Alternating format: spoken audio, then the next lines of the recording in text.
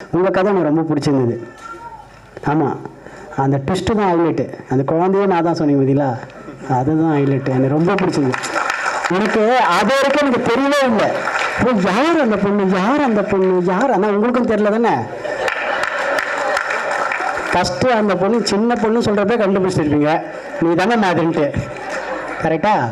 ஆனால் நீங்களும் ரொம்ப சீரியஸாக அப்படியே ரொம்ப மூஞ்சி நானும் அங்கே சொல்லி பாடுறா, இவங்களும் வந்து அவங்களுக்கும் தெரியும் இந்த பொண்ணு தான் அந்த பொண்ணுன்ட்டு. ஆனால் எவ்வளோ சீரியஸாக கதை கேட்குற மாதிரி அவங்களும் அப்படியே ஆமாம் ஓ ரியாக்ஷன் வர ஊற்றுறாங்க, இவங்களான்ட்டு. பா சூப்பர். ஆனால் நல்லா இருந்தது, சூப்பராக இருந்தது. ஐயோ ஐரா பார்த்துட்டேன், உன் கண்ணே தெரிஞ்சிச்சு என்ன சொல்லி.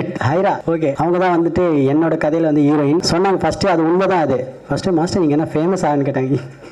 பெசன் நகரில் ஷூட் பண்ணுறப்ப தான் வந்துட்டு ஆட்டோவில் கிளம்பி 2 பேர் நைட்டில் போகிறப்போ சாண்டி மாஸ்டர் ஃபோட்டோவில் எடுத்துருக்கேன். என்ன இவங்க லுக்கே ரொம்ப ஒரு மாதிரி இருந்தது. யார் இவங்க வீட்டில் வந்து ஃபோட்டோ எடுத்துன்னு இருக்காங்க.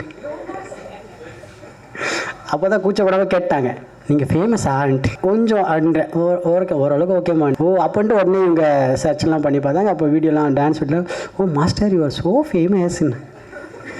பட் செம்ம ஆர்டிஸ்ட், சூப்பராக நடிச்சிருக்காங்க அவங்க. ஆக்சுவலாக அவங்க தமிழ் அந்த டைமில் வந்து அவங்களுக்கு தெரியல, லேர்னிங் ஃபஸ்ட்டு தான் தமிழில் எழுதி பிரிட்டோ சொல்லி சூப்பராக பேசியிருக்காங்க ஃபுல்லாகவே.